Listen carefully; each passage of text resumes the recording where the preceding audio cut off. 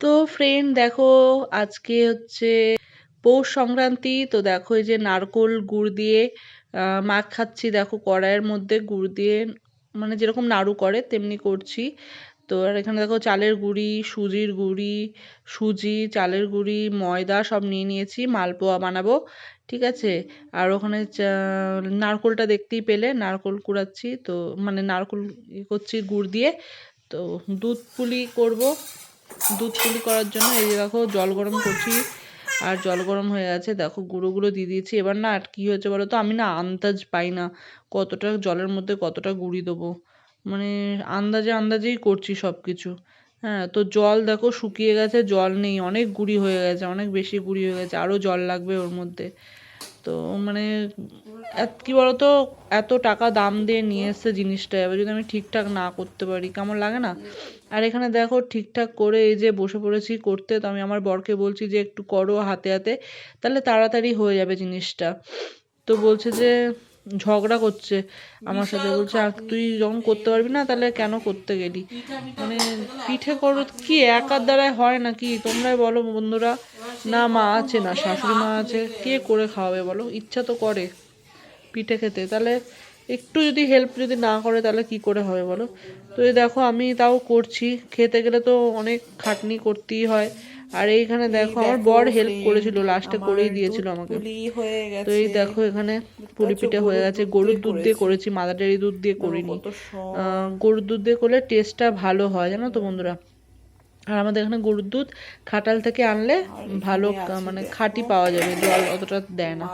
আর এখানে দেখো মালপোয়াগুলো পারিনি করতে, কেমন হয়ে গেছে মালপোয়া বাবারে। আর এখানে দেখো ভাপানো পিঠে করেছি। ভাপানো পিঠেটা ব্যাপক লাগে খেতে, গুড়ও লাগে না, ভেতরে নারকোল পুর দেওয়া আছে, শুধু শুধুই খুব ভালো লাগে খেতে। গুড় না দিলেও চলবে, মানে গুড় দিয়ে না খেলেও চলবে। আর পাটিসাপটা আর চিতল পিঠে কালকে করব। এখানে মাখা আছে, এগুলোতে করতে হবে, নারকোলও আছে, নারকোল কুড়ো আছে। তো কালকে করব, আজকে একদিনে এত কিছু করে পারা যাবে না, হাত কোমর পুরো ব্যথা বিষ। তো চলো একটু খাই, দেখি কেমন হয়েছে পুলি পিঠেটা। এই দেখো আমি গুড় নিয়ে নিয়েছি, আর এই যে পুলি পিঠে, আর তার সাথে দেখো দুধ কুলি।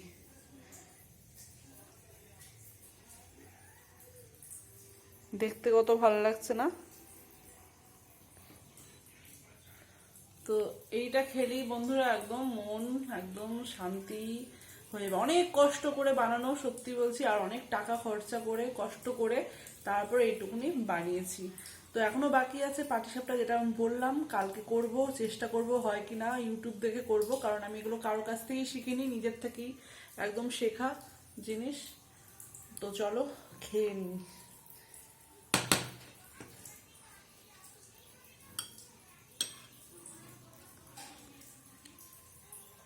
হেভি হয়েছে। আমার হাজব্যান্ড অনেক হেল্প করেছে এর জন্য, মানে অর্ধেক জিনিস পুলি পিঠে বানিয়ে দিয়েছে, তো আমিও বানিয়েছি। একা একজন দুজন খাবো বন্ধুরা, আমরা ঘরে চারজন, দুটো বাচ্চা আর আমরা দুজন। তো বাচ্চারা তো বেশি পিঠে মিঠে খায় না, আমার ছোট মেয়ে তো খায়ই না। বড় মেয়ে যাও বা একটু ভাপানো পিঠে খায়, ছোট মেয়ে খায় না। আর দেখো কত নিয়ে এসছে চালের গুঁড়ি, 2 কেজি 2 কেজি 4 কেজি, মানে 200 জনের পিঠে খাওয়ার চালের গুঁড়ি নিয়ে এসছে। কিরম মাথা গরম, এই নিয়ে ঝগড়া হয়েছে আমাদের মধ্যে। যে যে এগুলো কি হবে, এতগুলো গুঁড়ি দিয়ে আমি কি করব। কেউ করার থাকলে তাহলে নয় করা যায় পিঠে পোটা। তো কি করবো বলো, আমি একা একা এই ঠান্ডার মধ্যে। তাও খেতে ইচ্ছে করলো, ওটা অনেক কষ্ট করে বানিয়েছি পুলি পিঠে আর মালপোয়া, অনেক কষ্ট করে। যেরকম খাটনি তেমনি বাসন ধোয়া এই ঠান্ডার মধ্যে, তোমরা তো বুঝতেই পারবে। তো ফ্রেন্ড দেখো এই গোলাপটা কেমন লাগছে, ইয়েলো কালারের গোলাপ। তো আমার বড় মেয়ে নিয়ে এসছে, সকালবেলা বাজারে গেছিল, আজকে বৃহস্পতিবার, ফুল আনতে গেছিল, তো এই গোলাপটা দেখেছে, দেখে নিয়ে চলে এসছে। তো ওর খুব ভালো লাগে ইয়েলো কালারের গোলাপ। আর গন্ধ এত সুন্দর, গন্ধটা পুরো ধরছি তো মনে হচ্ছে যে প্লাস্টিকের, কিন্তু না, খুব সুন্দর। তো এই দেখো এখানে ক্লিপ দিয়ে আটকে দিয়েছি এখানে। আর যেটা বলবো, আমার বর্তমানে এত চালের গুঁড়ি নিয়ে এসেছে, মানে কি করে আমি করব। সেদিনকে দেখতেই পেলে পিঠে করছি। তো পিঠে 1 কেজি চালের গুঁড়ি দিয়ে পিঠে করেছি, সব রকম হয়ে গেছে, শুধু পাটিসাপটা করিনি। করতে তো অনেক ঝামেলা না, কে করবে, একা তো আমার দ্বারাই হয় না। তো এমনিতে শরীরটাও খারাপ থাকে, তার মধ্যে ঠান্ডা, আর বেশিক্ষণ দাঁড়িয়েও থাকতে পারি না। জানো তো পিঠে বাটা করতে গেলে কত খাটনি করে পিঠে বানাতে হয়, একজনের দ্বারা কিছুতেই সম্ভব না। তাও তো হাজবেন্ড পুলি পিঠেগুলো একটুখানি কেটে দিয়ে মানে করে দিয়েছিল, আর বাদ বাকিটা সবটাই আমি করেছি। কিন্তু মনের মতন জিনিস খেতে গেলে অনেক খাটনি, একার দ্বারা কিছুতেই হবে না। তারপরে পিঠে এমনই একটা জিনিস, যদি সঠিকভাবে ঠিক মতন যদি না হয়, মানে মিশ্রণটা যদি ঠিকঠাকভাবে না হয়, তাহলে সেই পিঠেটা হবেই না, পুরো জিনিসটা নষ্ট হবে, খেতেও ভালো হবে না।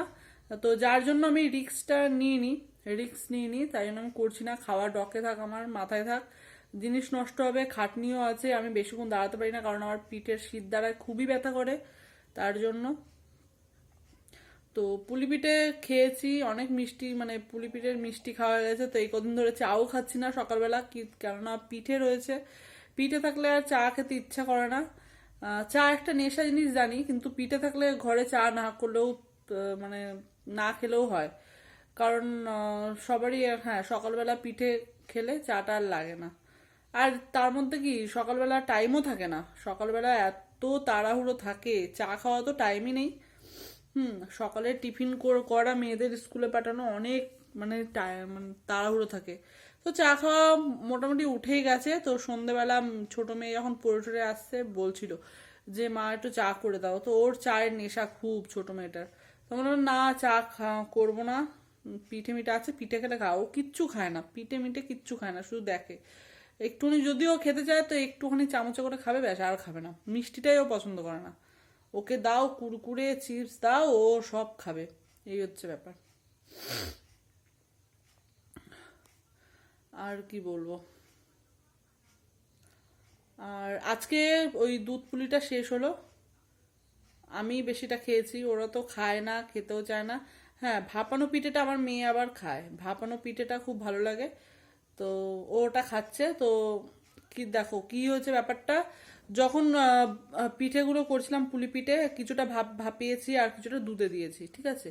তো সেই ভাপানোটা খুব ভালো লেগেছে, কিন্তু সবটা তো করতে পারিনি, কিছুটা ছিল, ভাবলাম যে সন্ধ্যাবেলা কিছু করব, কিন্তু করতে পারিনি। সকালবেলা উঠে যখন আমার বরকে বললাম আর এইটা নষ্ট হবে, একটু করে দাও, তো ওইটা করতে গেছি।